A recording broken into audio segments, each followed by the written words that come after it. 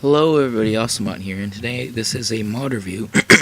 This is a mod review, sorry about that, of my mod that I'm actually making called DecoTech, which means decorational technology. So I've set up this place here to show you guys everything that's in the mod. So, MP. So basically I changed all the names of the things that are, like, the things they're based off of, but they're still similar. So this is the MP 750-239. Of course, it's based off of the HP 750-239. And this is the MP Pavilion G8. I made all the models for these myself.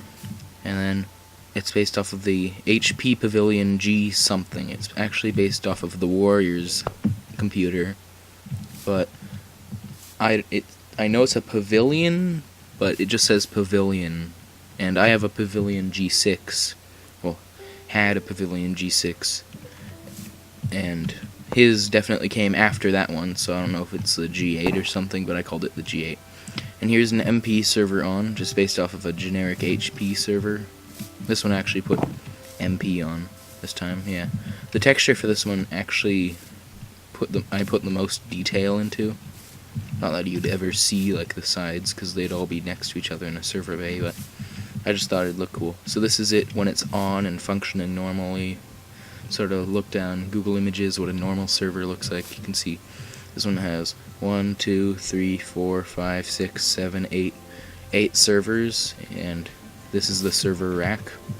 Now, for these two tall blocks, yep, you probably just saw that there, but there's a bug where if you lift your camera up where the base hitbox here is out of view, it just kind of disappears, and you can see it for all the other ones there.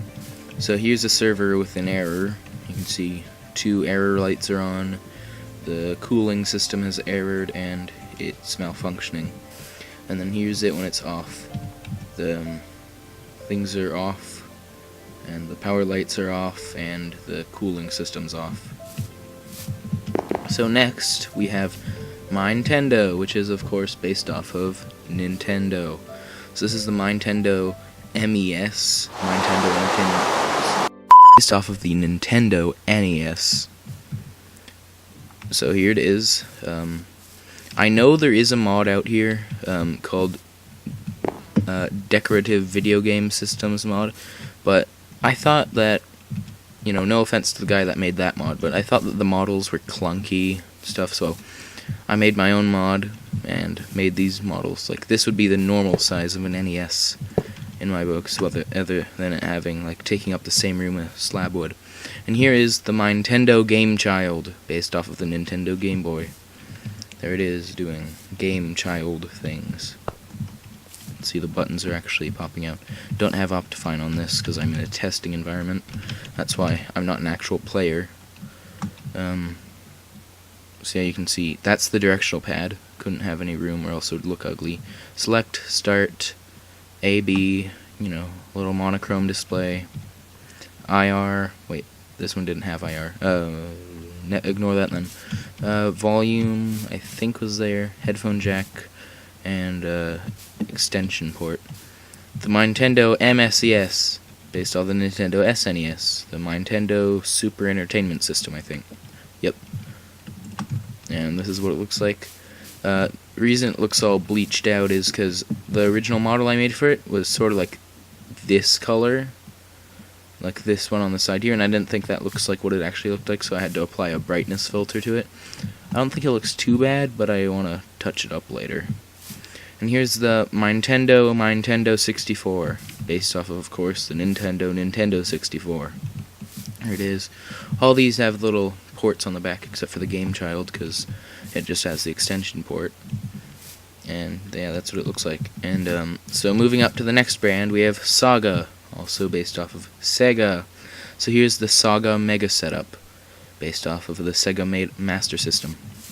Here it is, a little red thing. Controller ports where you put the game cards into and stuff. I think it looks sort of like it. And here we have the Saga Origin, based off of the Sega Genesis. Why did I say that weird? Sega Genesis.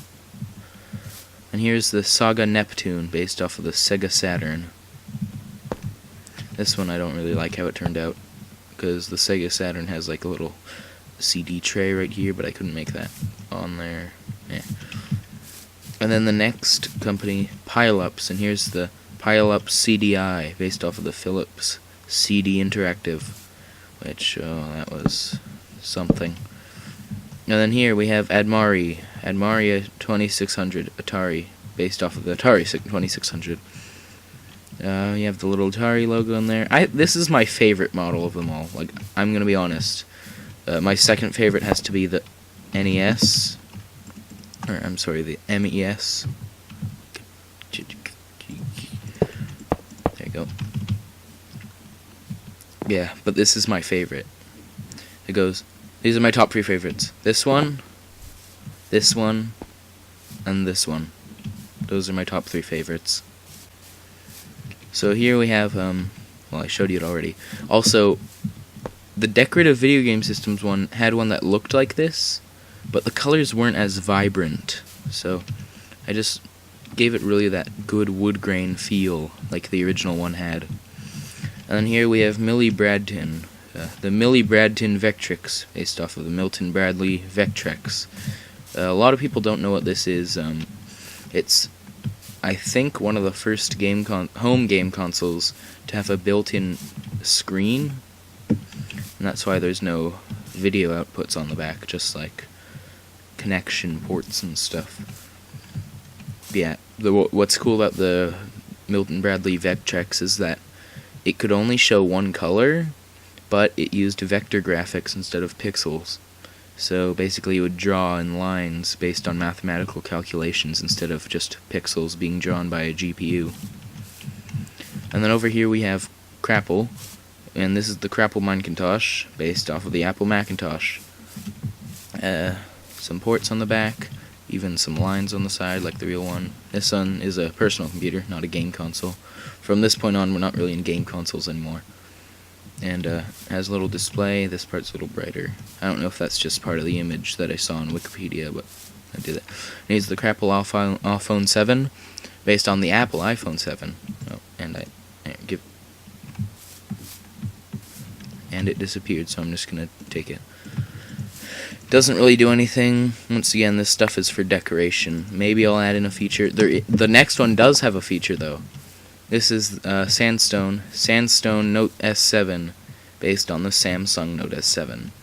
Now, I bet a lot of you know what this phone is known for, and that's why if you run around with it, and then, you know, you can left-click it good, but if you try and use it, yep, it explodes. I couldn't not add that feature in.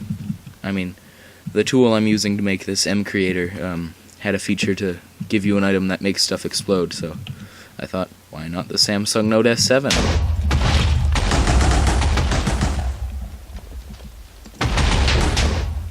So yeah, that's about it. Thanks for watching.